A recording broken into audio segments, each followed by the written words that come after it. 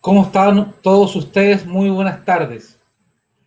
Es un gusto poder volver a saludarles en ya nuestra octava clase de este curso avanzado de corredores exitosos. Como siempre, he estado con mucha atención a sus comentarios, a toda la energía positiva que nos entregan. Y para mí es un honor entender que ya hemos encaminado a esta acción, ya han realizado las tareas que yo les he pedido, las he visto en nuestro grupo privado de Facebook. Y estoy contento porque estas herramientas teóricas, prácticas y digitales que les hemos entregado, ustedes ya las están aplicando en su imagen corporativa, en su logo, en las cartas que están enviando para poder administrar propiedades, y así se logra el progreso.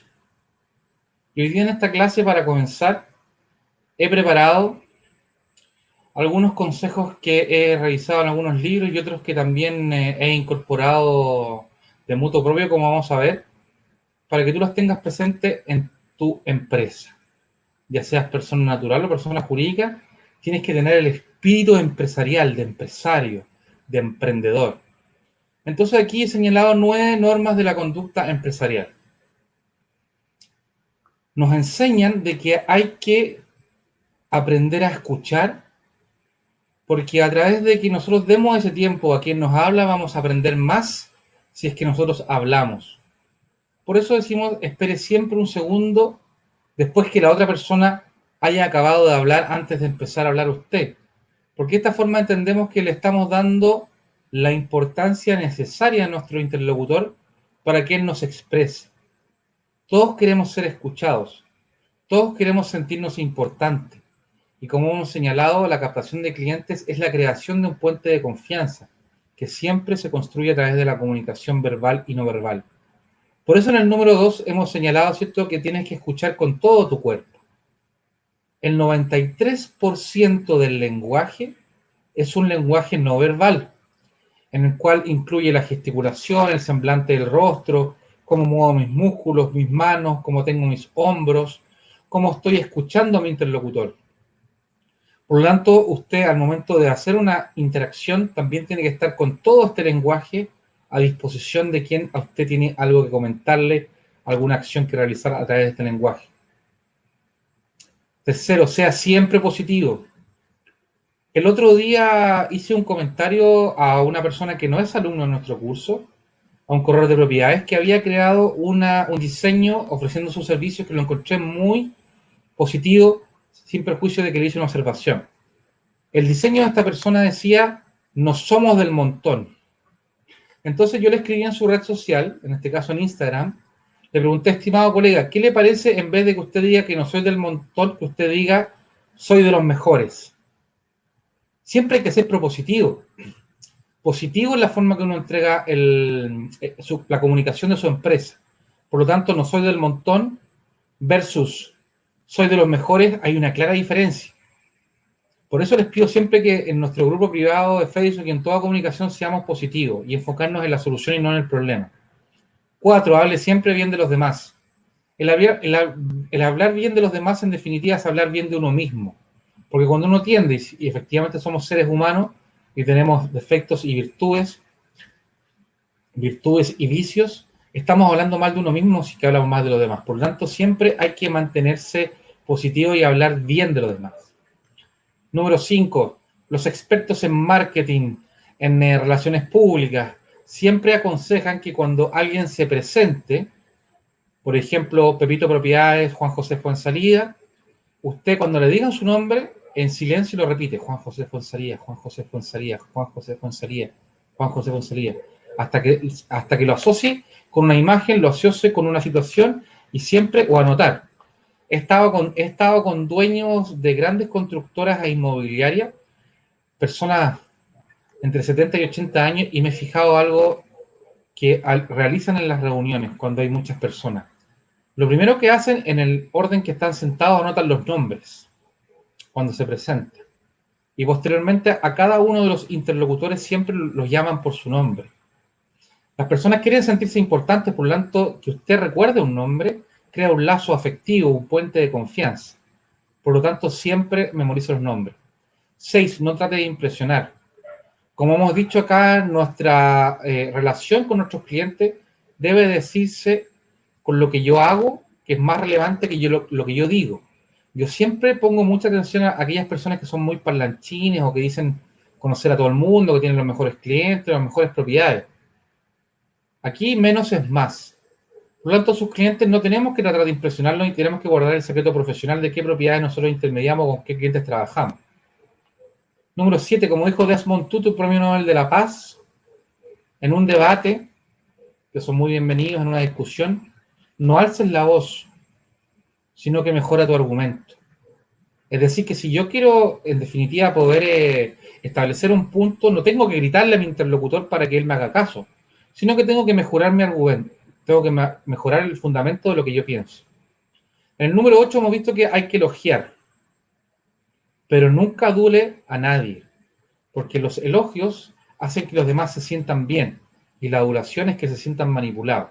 Siempre es bueno en la construcción de esta relación de confianza que podamos resaltar las cosas positivas del otro, ya sea en su vestimenta, en su forma de hablar, en su educación, por lo que usted estime necesario.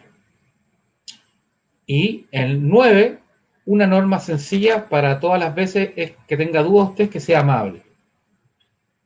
Y aquí, mientras preparaba esta clase, pensaba en el proverbio chino que dice, si usted tiene negocio y no sonríe, no tenga negocio. O si no sonríe, no tenga negocio. El cerebro, y con los miles de años que tiene el ser humano sobre la Tierra, entiende que una sonrisa verdadera, es decir, cuando uno sonríe con los ojos y estas arrugas, ¿cierto?, se acentúan. Hay mucha gente muy joven acá, hombres y mujeres que no tienen esta arruga, pero para quienes la tenemos, cuando uno sonríe con los ojos, el cerebro, su interlocutor, lo recibe. ¿Y sabes qué significa eso? Que entiende tu cerebro que no hay peligro en la otra persona, que la otra persona tú puedes confiar. Por lo tanto, una sonrisa verdadera y no una sonrisa falsa es la que nosotros debemos propender. Es gratis, podemos alegrarle el día a otro y también nos alegramos nosotros mismos con esta entrega de energía. Por lo tanto, estas reglas que te he entregado yo sobre conducta empresarial, y vamos a ver otras, hay que cumplirlas todas. Y tú también en el grupo privado me puedes señalar cuáles son las que tú piensas también que debemos incluir. Ahora bien, adentrándonos en materia a nuestra próxima diapositiva, tenemos un módulo que va a durar 2 clases y vamos a hablar sobre los documentos para las operaciones inmobiliarias. Todo pacto, acuerdo, contrato o convención siempre debe constar por escrito. Por ello, la finalidad de la redacción y suscripción de estos documentos, como el mandato de administración, la ficha de la propiedad, las órdenes de venta, permuta, arriendo, visita o canje, es permitir que el corredor de propiedades, usted o el mediador ofrezcan el mercado inmobiliario al público en general los inmuebles de sus clientes, con el objeto de cerrar la operación encomendada, porque recuerde que usted es un mandatario, estableciéndose con claridad y precisión los derechos y obligaciones recíprocos de las partes, las condiciones o modalidades que se han pactado, el plazo de duración de este encargo, que si nada se dice se debe entender que es indefinido, pero siempre aconsejo que haya un plazo de inicio y de término, y la posibilidad de extensión del mismo, como lo vamos a ver a continuación, cuáles serían las causales de terminación de los mandatos y cualquier otro aspecto de importancia desde el inicio de la relación comercial. Como les he aconsejado siempre, nunca hay que dejar detalles tan importantes como la duración de este contrato de corretaje, de los mandatos, de las órdenes, ni tampoco de los honorarios profesionales, y elegir trabajar solamente con aquellos clientes que aprecien nuestro trabajo. Ahora en la siguiente lámina, distinguidos alumnos, alumnas y señor director, quiero comentarte que hay una división, una clasificación de los diferentes tipos de instrumentos. Primero te quiero decir que instrumento o documento son sinónimos. Por lo tanto, cuando hablemos de instrumento o documento, que también usted podría decirle papeles, pero yo les ruego que ocupe estos dos conceptos, son una definición de este último. La siguiente. Instrumento es un objeto normalmente escrito en cuyo texto se consigna o representa alguna cosa, apta para establecer un hecho o se deja constancia de una manifestación de voluntad que produce efectos jurídicos. Y también puede ser definido el documento o instrumento como una expresión que se hace extensiva a otros soportes físicos de la información, aunque no sean manuscritos, como un correo electrónico, como un mensaje por WhatsApp o mensaje de texto, por ejemplo. Por lo tanto, a continuación, una vez que ya hemos visto cuál es la definición que hemos dado de instrumento, te quiero contar de que la gran clasificación de instrumentos que podemos hacer en primera instancia son instrumentos públicos e instrumentos privados. En nuestro ordenamiento jurídico y en el resto de Latinoamérica no hay otra gran clasificación como la que te acabo de decir. O es instrumento público o es instrumento privado. Por lo tanto, si bien algunos de estos conceptos son conceptos nuevos y muchos de ustedes me han contado y yo recibo esta información con mucha buena energía, dice relación a que utilicemos esta jerga, esta utilización de conceptos como corresponde. Recuerde usted que un experto es aquella persona que puede traducir conceptos complejos en términos sencillos, sin perjuicio de lo cual debemos siempre utilizar cada palabra dentro de su contexto. Por lo tanto, te quiero contar en esta parte que son instrumentos privados aquellos documentos otorgados por las partes interesadas, como por ejemplo la parte vendedora con la parte compradora, la parte arrendadora con la parte arrendataria, por sí mismos o por medio de sus apoderados o representantes legales. ¿Por qué hablo aquí de representantes legales? Porque el padre, por regla general, tiene la patria potestad del menor y lo representa. El marido, la sociedad conyugal, que como hemos dicho, es una institución todavía muy machista y esperemos que sea modificada. El marido es el representante legal de la sociedad conyugal. El tutor es el representante legal del pupilo. Por eso aquí señalamos, ¿cierto?, que sean extendidos por sí mismos o por medio de sus apoderados, mandatarios o representantes legales, sin intervención de un ministro de fe pública y sin el cumplimiento de formalidades. Su único requisito de validez de estos instrumentos privados es que estén firmados y o escritos por quienes aparecen o se reputan que lo han suscrito. Aquí el instrumento privado, por decirlo de alguna forma, es un concepto por descarte. Es decir, instrumento privado es todo aquel que no sea un instrumento público.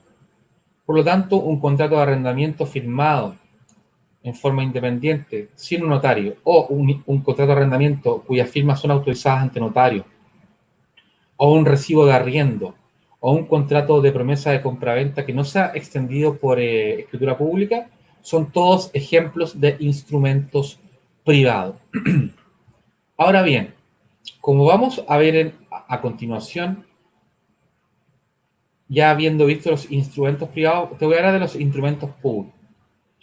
El instrumento público o auténtico es el autorizado con las solemnidades legales que establece la ley o por el competente funcionario. Y este competente funcionario debe ser aquel a quien la ley le ha encomendado el otorgamiento de esta clase de instrumentos o documentos. Y deberá hacerlo para ser válido dentro de las esferas de sus competencias, dando cumplimiento a los requisitos formales o solemnidades que la norma jurídica ha establecido para cada especie de instrumento. Y aquí le voy a pedir un plano, sí, señor director, para explicar un poco este tema de los instrumentos públicos. Hoy día, el ordenamiento jurídico que establece cierto de marco normativo que nosotros vivimos, establece que en determinadas oportunidades nosotros tengamos que cumplir con estas formalidades o solemnidades. ¿Para qué? Para proteger sus propios intereses. Me explico.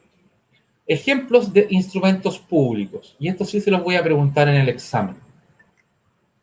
Una escritura pública. Es un instrumento público. ¿Por qué? Porque ha sido otorgado por un ministro de fe, que es un notario público, cumpliendo con las demás formalidades, como por ejemplo, ser escrita en idioma castellano, sin números, sino que todos los números tienen que ser señalados en letras, sin la utilización de palabras que no sean en idioma castellano, salvo que sean de uso común. Por ejemplo, la palabra leasing, que significa en la práctica un arrendamiento con opción de compra. Entonces, la escritura pública tiene que cumplir estas formalidades y otras que veremos en los órganos administrativos y ser otorgada por un ministro de fe o por el competente funcionario. Otro ejemplo de instrumento público son los certificados que emite el conservador de bienes raíces, que es el competente funcionario que, por ejemplo, entrega certificado de dominio vigente, que es el certificado que acredita quién es el propietario de ese inmueble o quién se reputa más bien su poseedor. El certificado de hipotecas y gravámenes, en donde consta si esa propiedad está hipotecada o no. Y los gravámenes, por ejemplo, puede ser un derecho de usufructo, un derecho de uso, o bien el reglamento interno de copropiedad. También podemos pedirle certificado de interdicciones y prohibiciones. Hoy día las dos interdicciones que existen, que es una declaratoria que hace la justicia de que un tercero no puede administrar su propio patrimonio porque no cuenta con una voluntad real, son el caso del demente y del disipador. Por lo tanto, si yo quiero declarar interdicta a una persona, tengo que iniciar un juicio civil, que la mayoría de los tribunales hoy día en Chile señalan que es un juicio ordinario de mayor cuantía, lo que en la práctica se traduce en que será más largo este proceso, para que el tribunal, una vez que yo le aporte una prueba en particular, decrete que esa persona está demente. Este concepto de demencia, cuando nuestra normativa la utiliza, habla de cualquier enfermedad o trastorno de la mente que impida percibir por mis sentidos lo que pasa en la realidad. Por lo tanto, puede ser, por ejemplo, una demencia senil, un mal de Parkinson u otra enfermedad que cause estos efectos. Y la otra interdicción que hay es la interdicción por causa de disipación, que disipación es sinónimo de dilapidación, que significa cuando yo dilapido, entrego o hago mal uso de mi patrimonio. Por ejemplo, una persona que arriesga poder, digamos, ver su patrimonio disminuido, producto, por ejemplo, por la ludopatía, a efecto de que esto está dilapidando su patrimonio, su familia cercana, ¿cierto? Podrá probar y solicitar que se decrete la interdicción. Y después que usted inicia este juicio, obtiene la sentencia, tiene que tomar esa sentencia e inscribirla en el conservador en este registro de interdicciones, y ese certificado que a usted le otorgan es un instrumento público. Otro ejemplo de instrumento público, por ejemplo, es el certificado de numeración domiciliaria y el certificado de recepción total o parcial definitiva de las obras que entrega la Dirección de Obras Municipales. Ha sido otorgado por el competente funcionario y con la solemnidad establecida por la ley. Otro ejemplo de instrumento público son las copias de la sentencia de los tribunales de justicia. También son considerados porque el juez es el competente funcionario y debe cumplir con las formalidades establecidas en la ley. También todos los certificados del registro civil que son suscritos por el oficial de este registro también son considerados instrumentos públicos. Por lo tanto, como concepto general, es el autorizado, ¿cierto?, por las solemnidades legales o por el competente funcionario. A continuación, señor director, una vez habiendo visto la definición de instrumentos públicos, ¿cierto?, vamos a hablar del mandato de administración, porque recuerden que este módulo son los documentos para las operaciones inmobiliarias. Y como ya hemos visto, este es un contrato consensual que requiere la voluntad de una parte llamada mandante, quien ordena el encargo, y otra parte llamada mandatario, quien se obliga a ejecutarlo en nombre y representación del primero. Este contrato, por lo tanto, no requiere ninguna formalidad para su existencia.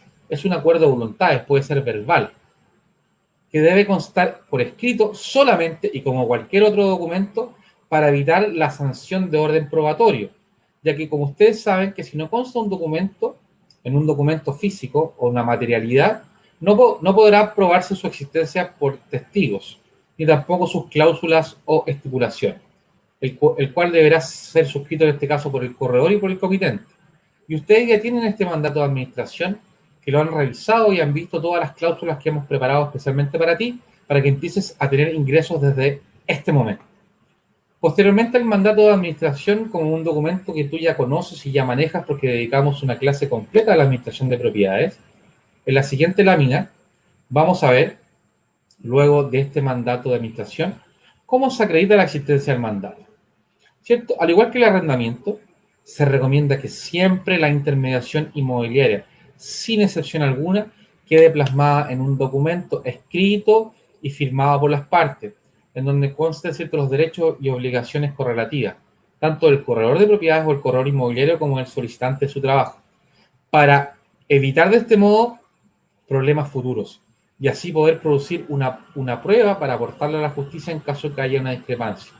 Contratar es prever, contratar es adelantarme al futuro, contratar es establecer en estas cláusulas todo lo que pudiera llegar a ocurrir. Por lo tanto, si usted tiene una idea de cómo usted realizar su trabajo en estos contratos, usted puede agregarlas y conversarla con la otra parte para poder llegar a un entendimiento y que este entendimiento siempre quede plasmado por esto.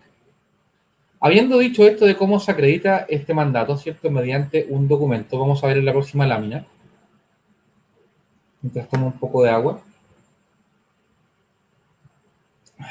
que también hemos visto la ficha de la propiedad.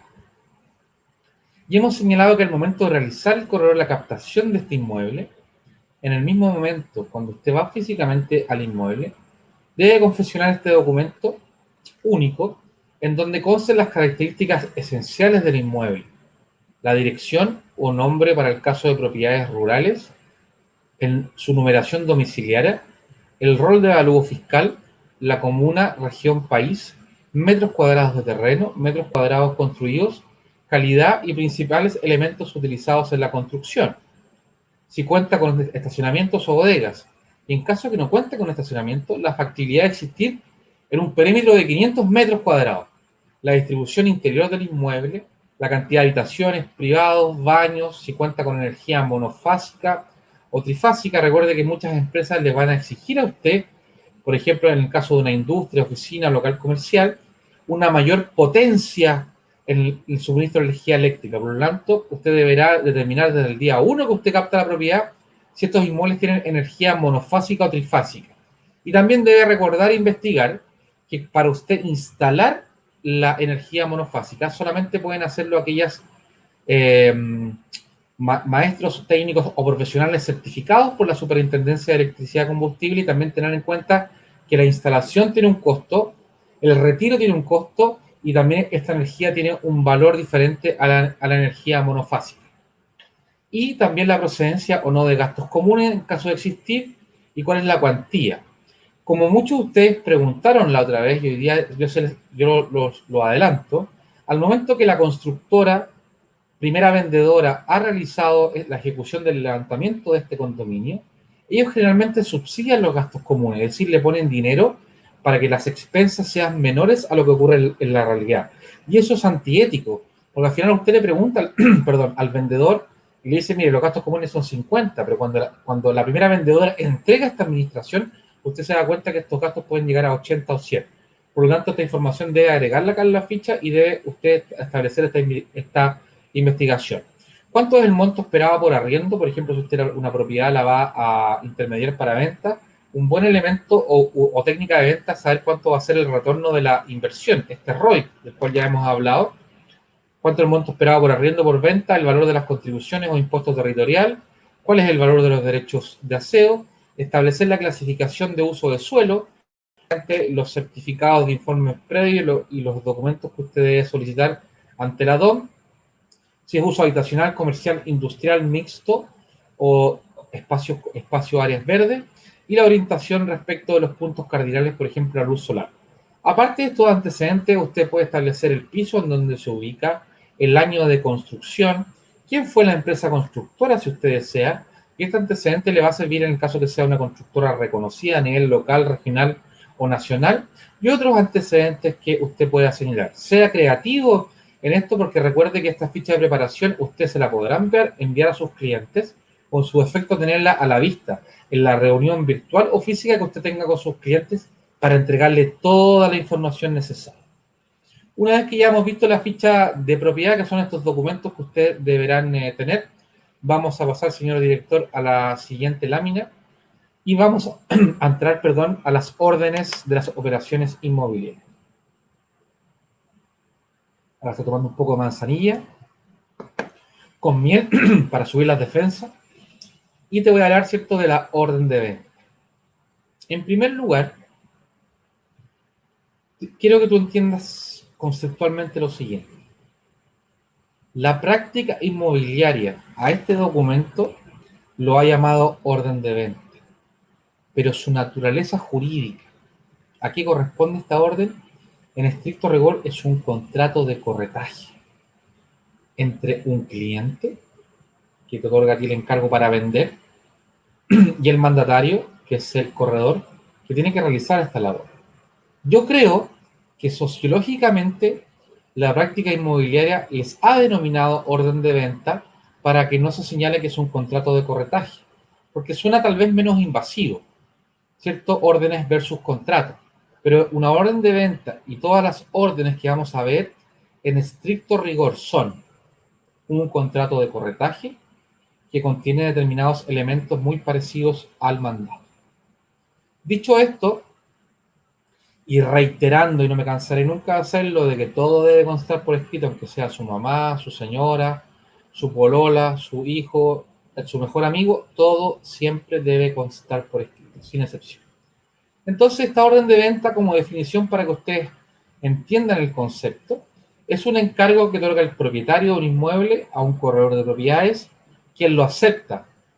¿Y cómo se forma aceptarlo? Cuando ambas partes firman esta orden, autorizándolo para vender su propiedad, debiendo detallarse las características del inmueble, valor comercial de este, su rol de avalúo fiscal, condiciones de venta, en qué estado de conservación se encuentra y la propiedad en forma física, financiera y legal.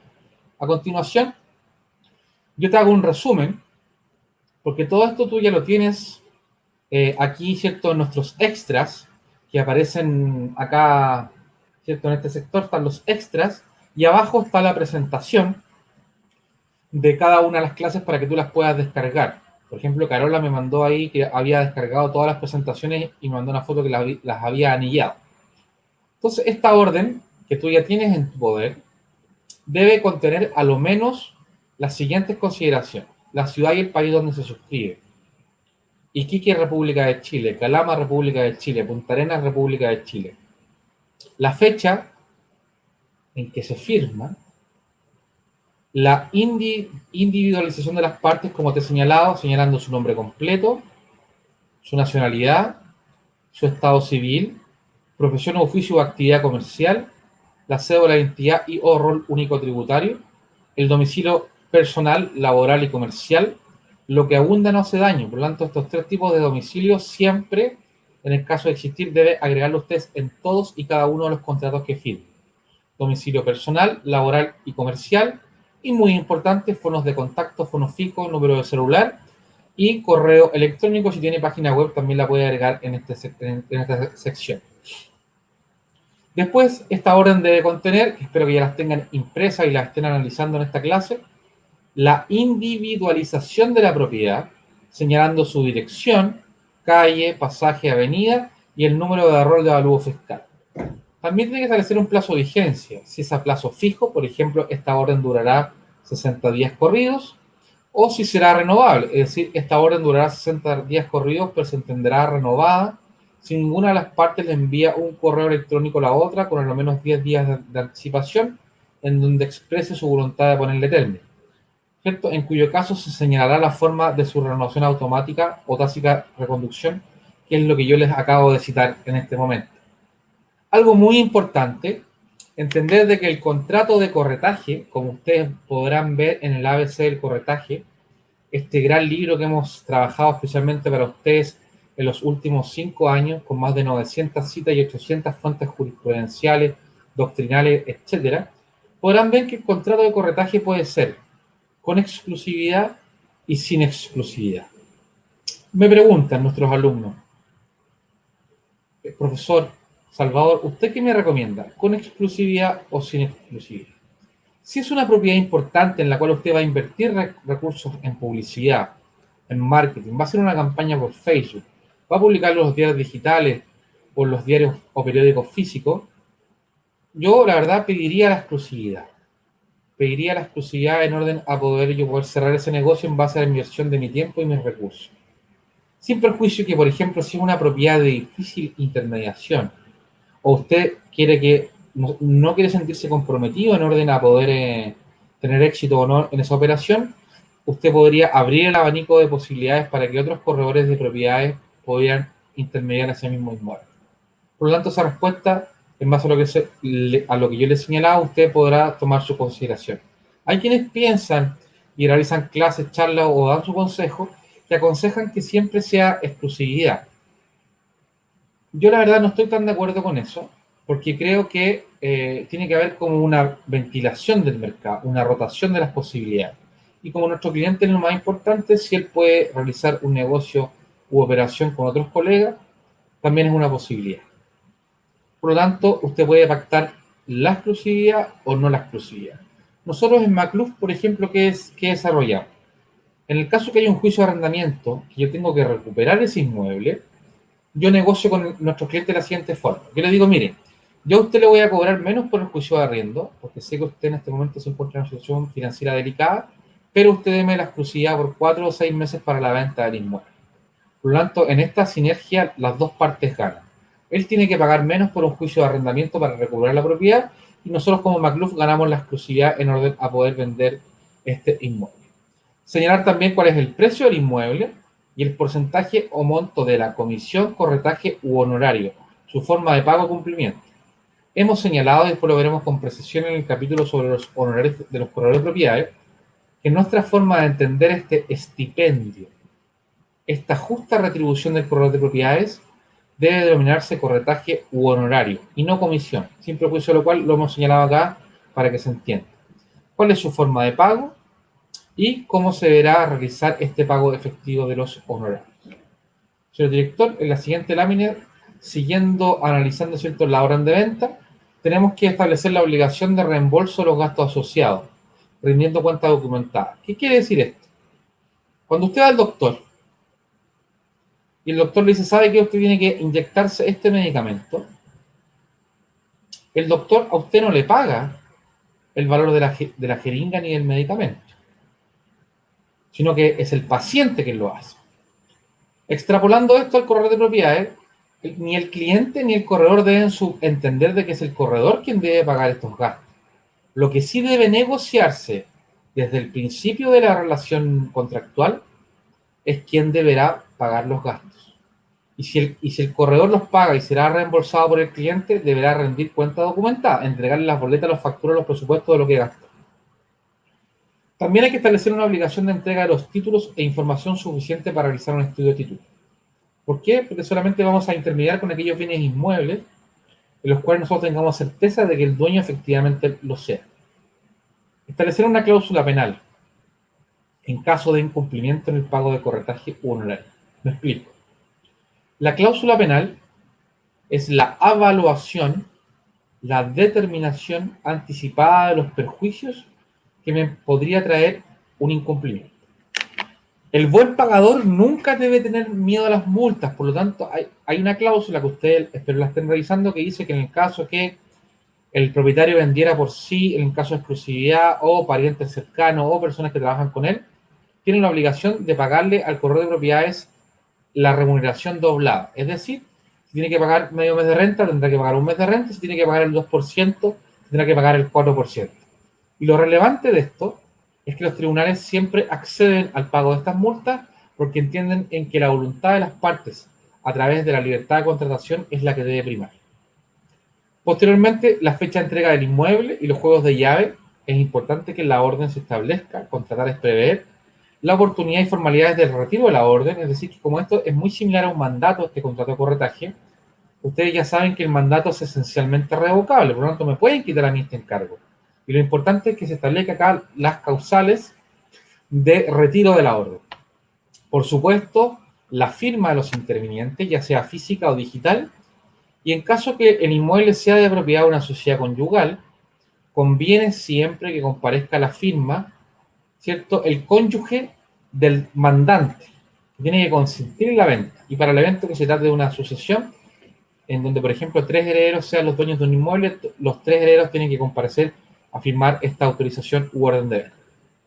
Ya habiendo visto esta primera orden, como vamos a ver a continuación, después de haber analizado, ¿cierto?, la orden de venta, vamos a ir a la orden de arriendo. Hay muchas cosas que son similares entre una orden y otra, por lo tanto les pido que ustedes mismos las vayan revisando, vayan estudiando cuál es la razón de cada una de estas cláusulas y vayan llegando a sus propias conclusiones, más lo que yo les voy contando hoy. La orden de arriendo también tiene un sinónimo, ¿cierto?, que podemos llamar autorización de arriendo. O si usted quiere, contrato de corretaje. Y es un encargo escrito que el propietario de un inmueble, les comento algo, mire, todas estas definiciones que son parte del ABC del corretaje están sujetas bajo derechos de autor. Por lo tanto, en el caso que ustedes quieran compartir estas definiciones, queridos alumnos y alumnas, siempre tienen que citar al autor. Y en esto yo seré muy estricto. ¿Por qué? Porque le dediqué 5 años de mi vida en un esfuerzo de entregarle a usted algo que sea lo más actualizado en Latinoamérica. Por lo tanto, si usted va a hacer uso de este trabajo, lo que corresponde legal y moralmente es que usted siempre me cite. ¿Ya? Y hemos llegado en virtud de un estudio y de haber tomado diferentes definiciones y haberlas complementado para llegar a estas definiciones. Y en muchos otros casos, cuando nosotros en el ABC del corretaje de propiedades tenemos más de 900 citas, como les he contado, y siempre está en comillas, y el autor que las ha, digamos, ha realizado estas definiciones. Por lo tanto, tener mucho ojo con ese y respetar, digamos, los derechos de autor. Por lo tanto, esta orden de arriendo es un encargo escrito que el propietario de un inmueble otorga al corredor, autorizándolo a arrendar su propiedad, detallando las características del inmueble, cuál es el valor comercial, el rol de avalúo, sus condiciones generales, el estado de conservación en que se encuentra la propiedad, en la forma física, financiera y legal, y además se deben detallar, los honorarios que el mandante pagará al corredor de propiedad. Como vemos, es muy similar al anterior, pero en este caso, en vez de una venta, es una autorización de arriendo con algunas otras características. Entonces, a continuación, en la siguiente lámina, en resumen, debe tener lo mismo que el anterior, ¿cierto? La ciudad y el país donde se suscribe, la fecha y intención de las partes, el plazo de vigencia, quienes intervienen, si hay o no exclusividad en el arriendo, y aconsejo lo mismo.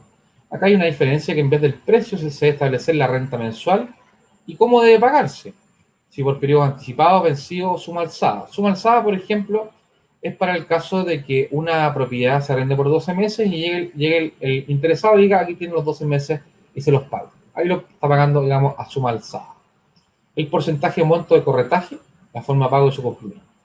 Y lo demás es muy similar a la anterior. Por lo tanto, le pido que ustedes en su hogar con tranquilidad las puedan ir revisando. E insisto, siempre preguntarse por qué debemos incluir esto. Siempre hay una razón. A continuación, ya habiendo visto, ¿cierto?, la orden de venta y la orden de arriendo, y aquí también son cláusulas muy, muy similares a la anterior, por lo tanto le pido al director que vamos a pasar a la próxima. Vamos a ver la orden de visita. 1, orden de venta. 2, orden de arriendo. 3, orden de visita. Todas estas órdenes ustedes ya la tienen, por lo tanto, lo ideal es que estén viendo la clase con las mismas órdenes. Y esta orden de visita, su concepto, ¿cierto?, es que es un encargo especial de los clientes que desean comprar el inmueble, un establecimiento de comercio o arrendar una propiedad al corredor de propiedades para que éste le preste el servicio de la búsqueda de un inmueble o bien, en virtud de dicho instrumento, se le autorice a visitar el inmueble intermediario. La orden de venta o autorización de venta es que el dueño me da a mí como corredor para yo venderle su propiedad. La orden de arriendo es la orden que me da el dueño a mí como corredor para que yo le arriende su propiedad. Y a nuestros clientes que van a visitar un inmueble para compra o arriendo, tenemos que hacerle firmar esta orden de visita. Esa es la diferenciación que nosotros tenemos. Y como hemos señalado, yo le recomiendo a usted que antes de usted dar la información especial de un inmueble y antes de dar su dirección, usted le manda esta orden de visita que usted ya tiene, con el logo de su empresa, con toda la individualización de la misma, por correo electrónico, para que la persona quien desea visitar a usted se la devuelva firmada físicamente, es decir, la persona recibe la orden, la imprime en la impresora, la firma, le saca una foto, la convierte a PDF mediante todas las aplicaciones que tienen los celulares o bien su escáner, y la envía por correo. Y solo en ese momento yo entrego la información, porque al final esa firma es cuando yo he hecho un concierto de voluntades y el contrato de corretaje ha nacido a la vida. Siempre siga este protocolo. En el caso de que la persona no pueda hacerlo y usted le tenga confianza, puede juntarse, como le he señalado, en una esquina o a una cuadra donde se encuentra el inmueble, que la persona le firme la orden y posteriormente usted va y le muestra la propiedad. Conjuntamente con la firma, usted debe solicitar la copia, la cédula de identidad y decirle, por favor, necesito corroborar un dato. ¿Me permite su cédula? Usted toma la cédula y confirma que efectivamente la firma que aparece en la orden es la misma que aparece en la cédula, para que no le ocurra a usted lo que me pasó a mí con los chinitos que le conté en una de las clases anteriores. ¿Y cómo vamos a ver a continuación en esta orden de visita? Tenemos que establecer una cláusula de obligación del pago de honorario, que yo te pido que tú siempre la tengas de esta forma o la puedas mejorar con tu equipo maestro, que debe decir de esta forma. Obligación del pago de honorarios. En caso de que me valiere de persona interpuesta para adquirir o arrendar el bien a que se refiere esta orden, me obligo, el que visita, se obliga a pagar al corredor el honorario, corretaje e impuestos que correspondan conforme a las estipulaciones precedentes, donde yo señalé el monto específico o el porcentaje que a mí me corresponde, más una multa equivalente al 100% de la mencionada retribución. Se entenderá de que me valgo por persona interpuesta si la compra o arrendamiento se deberá por una persona relacionada conmigo que no hubiera recibido una orden de visita del corredor respecto a la propiedad de que se trata. Se entenderá persona relacionada cualquier familiar por consanguinidad hasta el sexto grado inclusive. Por afinidad es llamada la familia política, ¿cierto? La familia de mi cónyuge, por ejemplo. O bien una persona con la cual mantengo o he mantenido una relación de amistad, o también le puede señalar, ¿cierto?, una relación de subordinación y dependencia, cuando hay un contrato de trabajo. Yo puedo mandar a alguien que trabaja para mí para que firme la orden y después yo, el jefe, voy y compro esa propiedad. En ese caso también tengo que pagar los honorarios.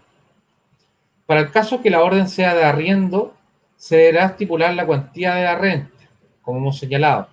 Si se pagará mes anticipado, mes vencido, a suma alzada, si se pagará en pesos chilenos, en dólares canadienses, en unidades de fomento, en unidades tributarias mensuales o en unidades tributarias anuales.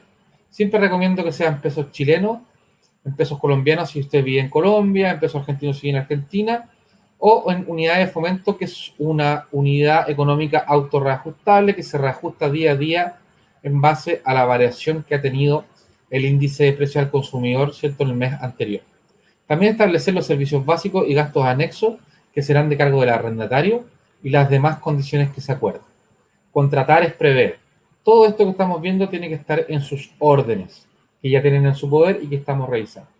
A continuación, una vez que hemos visto esta cláusula de ejemplo de la obligación del pago de los honorarios, la orden de visita deberá contener, al igual que las anteriores, la ciudad, país, la fecha, quienes la suscriben, con sus domicilios, fonos, email, señalando cuáles son los inmuebles que se visitarán, teniendo ojo de que solamente yo le agrego la dirección a esta orden cuando esta está firmada, señalando la dirección, rol de avalúo fiscal. O bien individualizar la parte de un predio, ¿cierto?, de un fondo que se arrienda. ¿Cuál es la vigencia de esta orden de visita? ¿Cuál es la renta de arrendamiento o el precio final de venta? El porcentaje del monto de los honorarios, cómo se va a pagar y cuáles son las causales de pena.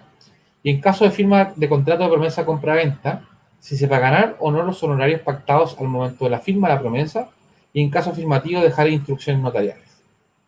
Si quien realiza la visita obra por sí o bien en representación de otra, deberá señalarse el título, es decir, el documento, el mandato por el cual esta persona está habilitada. Por ejemplo, si a mí Pepito Propiedades me da el encargo como Salvador Maclús para que yo vaya y visite un inmueble, yo al corredor de propiedades que tenga esa propiedad tengo que presentarle este mandato, en donde Pepito Propiedades me autoriza a mí a visitar este inmueble. Si no, es posible que usted tenga que iniciar un juicio de cobro honorario. Por lo tanto, en esta etapa primaria usted no tenga temor de solicitar todos y cada uno de los antecedentes necesarios, tanto al dueño como a quien visita. Esa es nuestra recomendación. A continuación, señor director, que hemos visto ciertos órdenes de venta, de arriendo y órdenes de visita. También en esta visita deberá establecerse las causales de caducidad, una cláusula en donde se establezca que aun cuando el inmueble sea arrendado o comprado por un tercero, será exigible el pago de lo pactado. muy relevante, y en el caso de una controversia sobre las obligaciones emanadas de la orden para que sean resueltas por la justicia ordinaria, y nunca, nunca, pero nunca ante la justicia arbitral, ante jueces árbitros, siempre la justicia ordinaria. También una declaración de que el propietario no tiene impedimento legal para suscribir la compraventa y transferir el dominio. Es una declaración jurada para que usted se evite malos ratos, para que usted con la documentación que le pida al dueño sepa que efectivamente él después va a poder llegar a firmar a la notaría. Esa es la razón de esta declaración. Y la obligación del propietario, ojo, de hacer entrega de las cuentas por servicios básicos y al día al momento de la firma del contrato de compraventa. ¿Cuáles son las fechas y las condiciones de la entrega del inmueble, la firma de los intervinientes y la oportunidad y formalidades del retiro de la obra? Entonces, orden de venta, orden de arriendo, orden de visita. Y a continuación, señor director, continuando las órdenes, vamos a hablar sobre el canje. Ustedes me han preguntado mucho y quise dejar para este momento explicar un poco el tema del canje. Este es un contrato sui generis, que significa que es un contrato nuevo en su especie. El canje es una especie de asociatividad que los corredores de propiedades han creado en orden a hacer negocios en conjunto. Entonces yo les defino el canje de propiedades como un contrato en virtud del cual participan dos o más corredores con el objeto de intercambiar necesidades sobre la compra o arriendo de un inmueble o derechos sobre él en una cooperación mutua y participativa, repartiendo en partes iguales o bien como se determine de forma diversa los beneficios del negocio inmobiliario. Hay que entender lo siguiente. El contrato de canje dice relación a un inmueble en particular o a un cliente en particular. Me explico. Si yo te entrego a ti un inmueble para que tú lo ofrezcas a todos tus clientes, eso en estricto rigor no es un canje, sino que es una especie de asociatividad. El canje es, por ejemplo, cuando yo publico, tengo a la venta local comercial en avenida principal de Frutillar, 500 metros cuadrados, valor 250 millones de pesos, pago contado o crédito. Y cuando un colega corredor me llama y me dice, querido colega, yo tengo un cliente que está buscando un inmueble con esas características, ¿podemos firmar una orden de canje? El corredor le dice, sí, podemos firmar una orden de canje. Se firma la orden de canje y aquí hay dos obligaciones.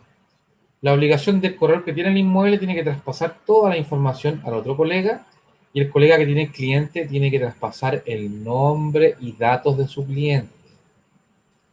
Como esta es una relación de confianza, no puede haber desconfianza en la entrega de estos documentos ni de esta información.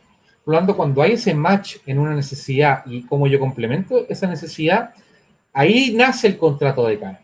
Lo otro puede ser una asociación o cuentas en participación o una forma de asociatividad, pero jurídicamente no es una orden de canje, sino que el canje es cuando hay una necesidad en específico. Y usted también puede firmar lo que la práctica ha denominado una orden de canje en general o una asociatividad, en donde dice que todas aquellas propiedades entre el corredor A y el corredor B o entre el corredor A y el corredor B o C se podrán realizar. Y si ustedes se fijan en la definición que yo les he dado, en la primera línea dice en el que participan dos o más corredores. Me explico.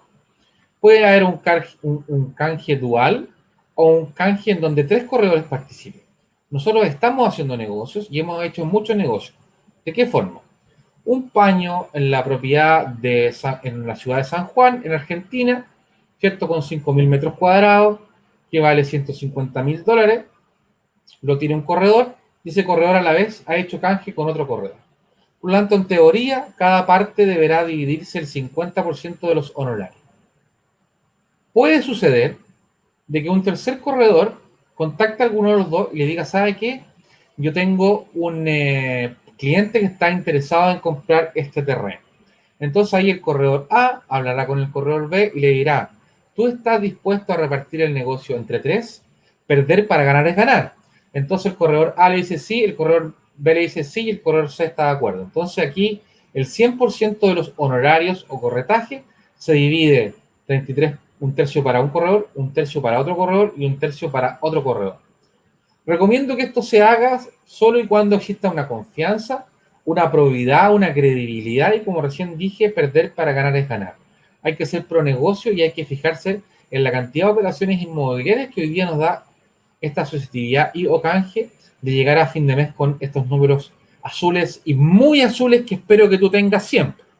Por lo tanto, esta herramienta de canje, posteriormente cuando nosotros tengamos nuestra asociación gremial y nuestro círculo MACLUF, espero que este curso avanzado, a más de darte a ti la posibilidad de tomar estos conocimientos e implementarlos, te dé la posibilidad de hacer negocios. Lo importante acá es ser pro negocios y que todos podamos tener más operaciones inmobiliarias y podamos permitirnos y tener la vida que deseamos. Señor director, ¿cierto? Como cuarta orden, estamos viendo aquí el convenio de canje. ¿Y qué debe contener? La ciudad y la fecha en que se firma, la individualización completa de los corredores que participan en la operación, señalando el nombre completo, ¿cierto? Nacionalidad, estado civil, todo lo que ustedes conocen. En este caso, en vez de las partes, usted individualiza a los corredores que participan, señalando idealmente su domicilio personal y su domicilio laboral y o comercial. En el punto número 2, tenemos que individualizar el inmueble, señalando cuál es el valor de venta o arriendo, señalando cuál es el valor del metro cuadrado en UF o el valor definitivo de la venta, cuáles son sus características esenciales, el rol de avalúo fiscal y otros antecedentes que ustedes consideren relevantes. Lo que abunda en estos casos no hace daño. Mientras más información contenga la orden, es lo aconsejable. 3. Tenemos que individualizar los clientes y sus cónyuges. Cuando hagan un canje y cuando reciban órdenes de venta, arriendo o visita, ustedes de mutuo propio ingresen a la página del registro civil y obtengan los certificados de matrimonio para que ustedes verifiquen y puedan ahorrar tiempo y avanzar en la carpeta que le entregarán al abogado para el estudio de título. Entonces, tenemos que individualizar a los clientes, a sus cónyuges, señalando sus nombres completos, nacionalidad, como han enseñado, el rol único tributario, el domicilio y datos de contacto. El plazo de vigencia, plazo fijo o bien renovable. 5, que esto es algo diferente a las otras órdenes, la forma en que se dividirá y cobrará el honorario de la operación compartida. Hay corredores, por ejemplo, que se dividen 60% para una parte, 40% para otra parte, 70% para una parte, 30% para otra parte. Lo importante, ¿cierto?, es que ustedes se fijen que esta relación contractual y profesional, al igual que todas las otras relaciones, tienen que ser relaciones a largo plazo. Por lo tanto, si uno busca la ganancia en el área chica de la cancha del fútbol, eso no va a ser una relación a largo plazo. Pero también hay que tener en cuenta, y un concepto con el cual yo trato de manejarme en todas mis relaciones, es el siguiente: la reciprocidad en el esfuerzo. Tanto en los matrimonios, en las relaciones de pareja, interpersonales, de amistad, yo creo que hay que ser recíproco en el esfuerzo. Por lo tanto, si alguien se esforzó más o trabajó más para este canje, o se comprometió a hacerlo desde el principio, en justicia debería recibir un poco más. Y usted me dirá, ¿no será más justo y evitar problemas que sea 50 y 50? También es una posibilidad. Lo dejo a su buen criterio, que usted vaya aprendiendo en base a sus interrelaciones. Por lo tanto, ya visto el número 5, vamos a pasar a la siguiente lámina de esta orden de canje. Y te quiero explicar cuáles son las causas de expiración, las causas por las cuales pueden terminar este mandato. Recuerda que las órdenes que hemos visto son contratos de corretaje que se asimilan al contrato de mandato. Por lo tanto, la primera forma de ponerle término o de que expire estas órdenes, primero es la resiliación de la orden. Uno de los modos para extinguir las obligaciones ocurre cuando las partes, de mutuo acuerdo, deciden ponerle fin mediante la firma de un documento en donde conste esta voluntad, que por este acto las partes comparecientes y que suscribieron orden de venta con fecha 1 de abril del año 2021 vienen a señalar que quieren ponerle término, coma, señalando que en ninguna parte se debe o adeuda ninguna prestación a la otra.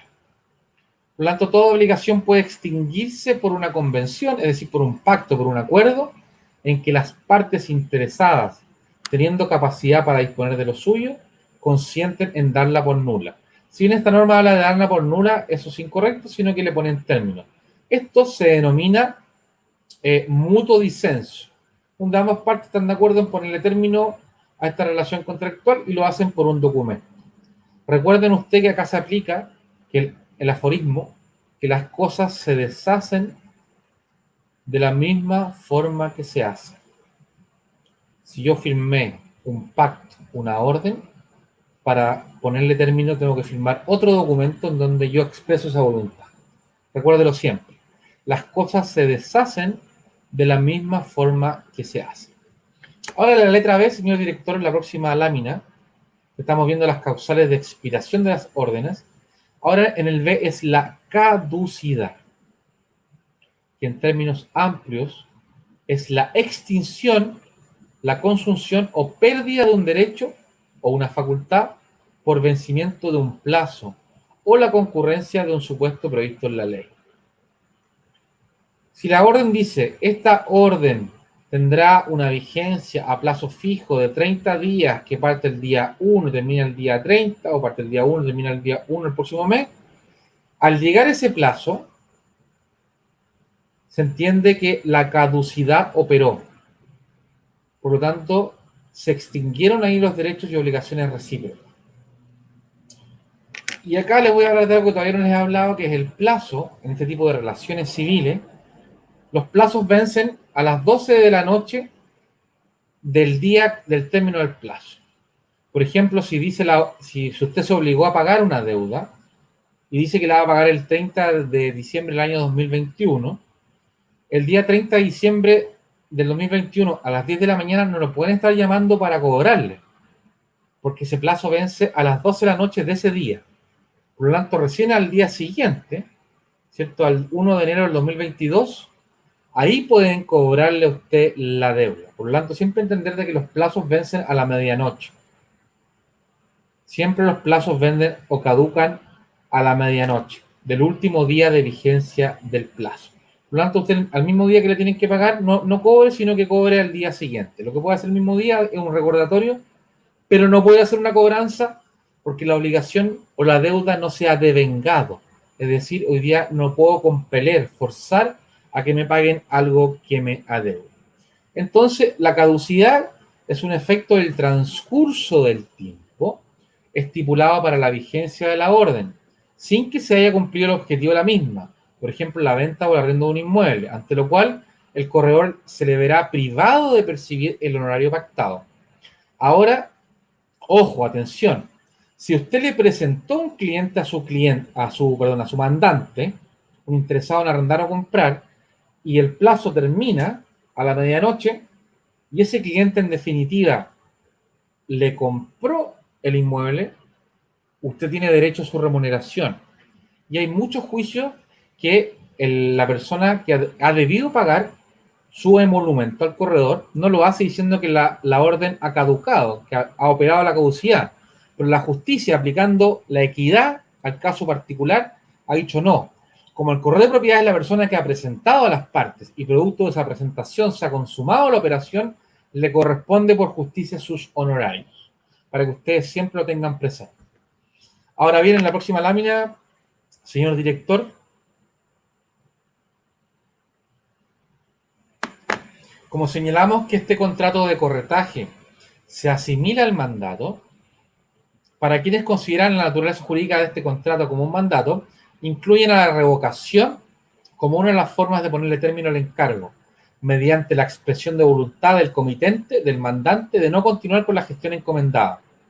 Por cuanto, atención, uno de los elementos de la naturaleza que le pertenecen a esta especie de contratos es que sea revocable por ser un contrato de confianza. Si su mandante, si su cliente ha perdido la confianza en usted, él le va a revocar la orden. Por lo tanto, la revocación es relevante que usted la tenga presente. Ahora, ojo, atención, el mismo ejemplo que el anterior.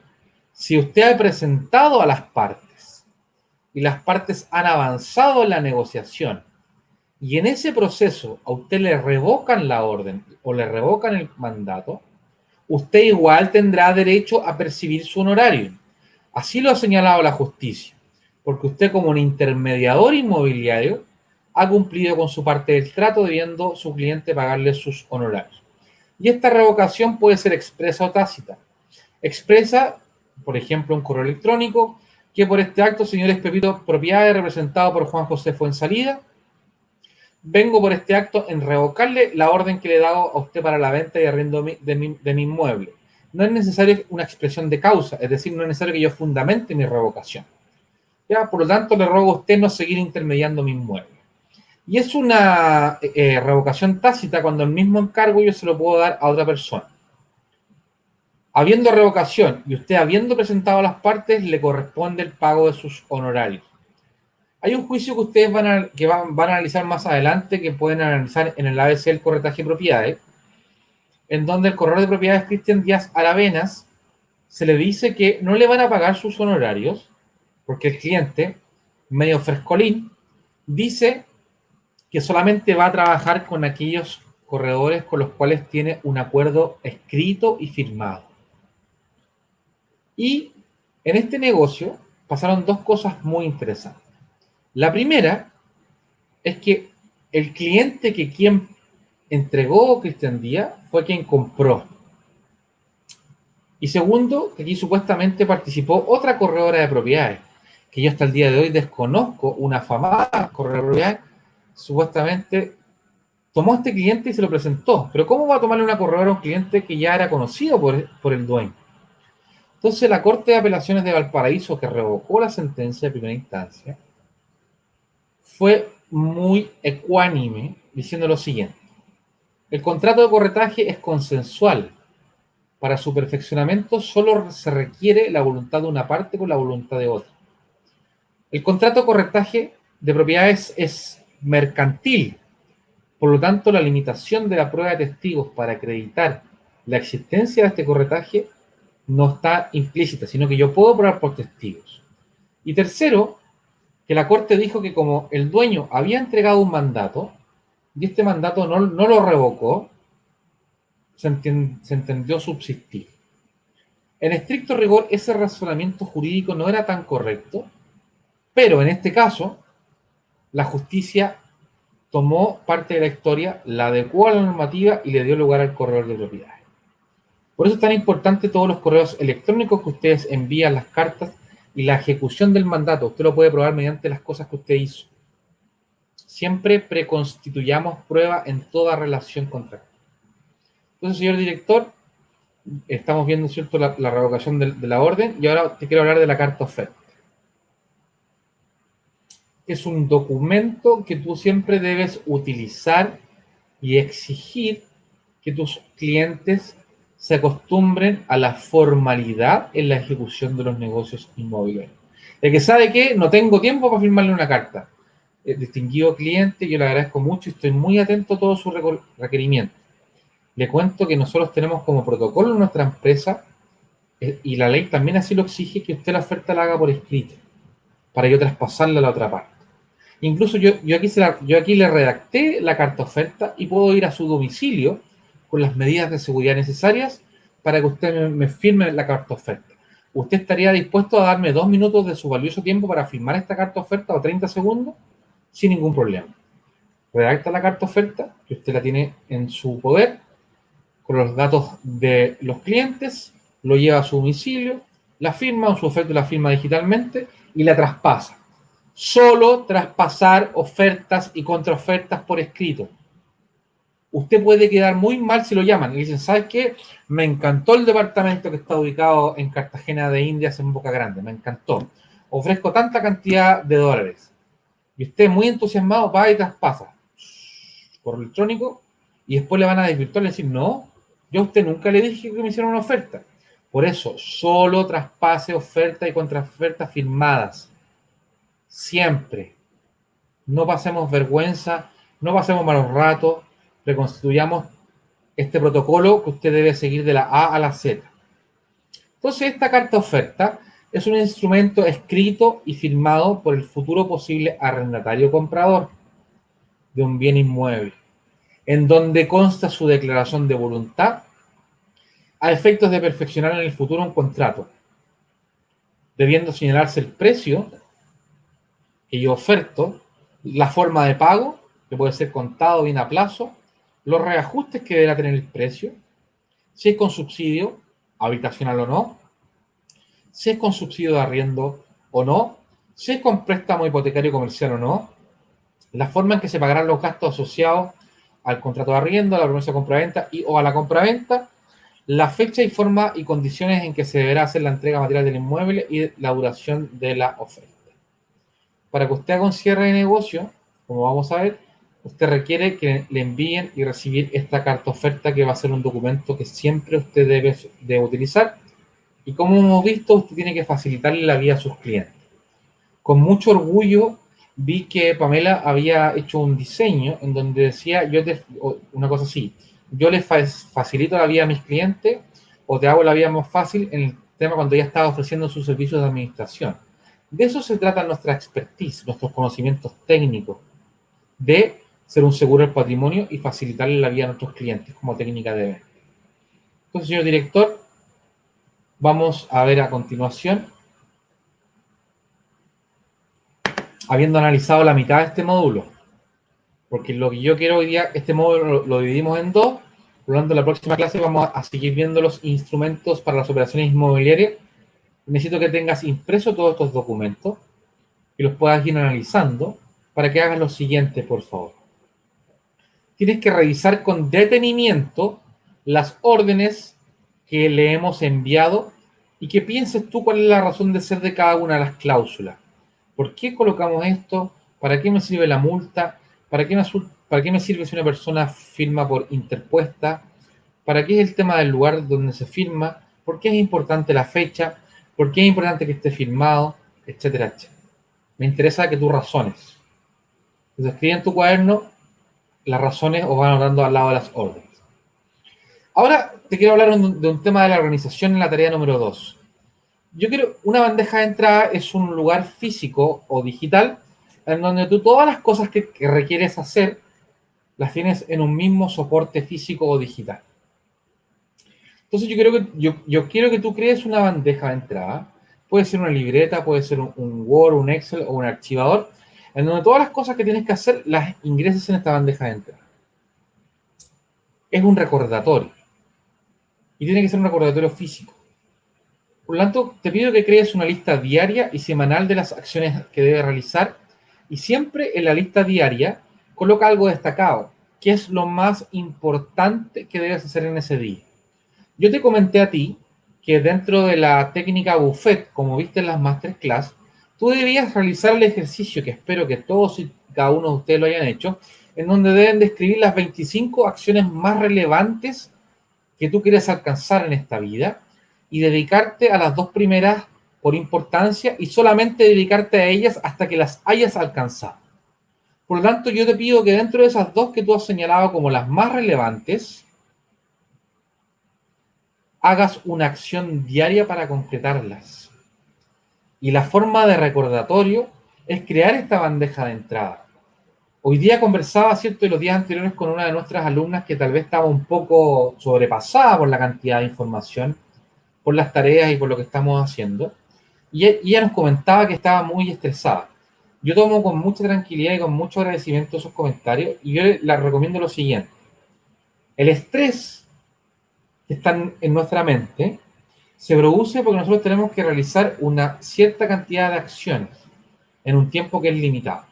Y una de las formas de eliminar ese estrés es crear bandejas de entrada, lista de ideas, de proyectos y de acciones. Por lo tanto, cuando tú sacas toda la información de tu cabeza y la dejas en este soporte físico, te vas a dar cuenta que primero ese estrés va a disminuir y a medida que vayas avanzando en la concreción de esas acciones, también este estrés va a ir disminuyendo. Yo no quiero yo no quiero en ningún caso que esto sea algo como complejo o doloroso para ustedes, muy por el contrario. Esta larga carretera, como vimos en la clase anterior, tú tienes que disfrutarlo. Piense usted que se ha determinado por los científicos y neurocientíficos de que las neuronas se van regenerando, incluso a muy alta avanzada edad. Y una de las razones por la cual se regeneran es por el deporte, por la buena alimentación, omega 3, y sobre todo cuando la mente sale de su zona de confort.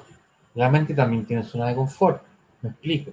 Si yo, por ejemplo, soy arquitecto y toda mi vida he estado dedicado a la confección de asesorías, planos, etcétera, cuando yo lo saco y lo pongo, por ejemplo, a estudiar sociología aplicada al corretaje, o marketing, o neuromarketing, las neuronas hacen sinapsis y hay una zona en el hipotálamo que entrega una sustancia y que posibilita que estas neuronas se regeneren o se creen nuevas neuronas, porque tu cerebro está aplicando conocimiento, información de un área donde no tiene expertise. Por lo tanto, imagínate que con esto que tú estás aprendiendo y si no estás familiarizado, también le estás ayudando a tu cerebro a poder regenerarse, saliendo de la zona de confort que tienes. Por lo tanto, este proceso, este método exitoso y método McClure, lo hemos probado para que tú logres esta prosperidad, cierres más operaciones inmobiliarias en base a las acciones. Que como tú sabes, solo las acciones producen un resultado distinto a lo que yo tengo hoy día en la vida. Y mientras preparaba esta clase, pensaba y meditaba, ¿cierto? Que muchos están trabajando en su imagen corporativa, en su logo, en la forma de presentar a sus clientes. Tenía la convicción de que esta comunidad que estamos creando, que es muy activa y respetuosa, y les pido que siempre se refieran a sus alumnos de forma respetuosa, dependiendo de la hora del día, den un saludo, que aprendamos, ¿cierto?, nuestros nombres y los podamos señalar. Tengo la absoluta certeza, señor director, si me permite, de que esta comunidad, por la sola sinergia que están logrando, van a tener éxito. Y te quiero pedir un favor a ti, corredor de propiedades, que ya has empezado este hermoso camino. Apadrina a un discípulo de este curso y tú aprende a ser su mentor. Hay personas que tal vez no tienen la misma capacidad de otras en el sentido de la capacidad técnica de ingresar a las páginas web, de inscribir su dominio en INAPI o en nic.cl o .com.ar o .com.co. El que más da desinteresadamente es el que más recibe en la vida. Toma a una compañera o a un compañero, entrégale tu conocimiento ya adquirido y durante lo que queda del curso acompaña. Por ese solo hecho, en el futuro van a generar negocios juntos, van a ser una red de contactos incalculable en la importancia que va a tener para tus operaciones inmobiliarias y también vas a ayudar al prójimo. La gente altamente exitosa dedica parte de su tiempo y de sus recursos a ayudar a otros. Te vas a dar cuenta de la alegría emocional de entregar, de ser un mentor, de ser un profesor, de ser un guía o un acompañante, que es lo que yo estoy haciendo contigo. Todo lo que soy, lo mejor de mí, te lo estoy dejando en ti. Te mando un gran abrazo. Soy Salvador McClure, el abogado inmobiliario.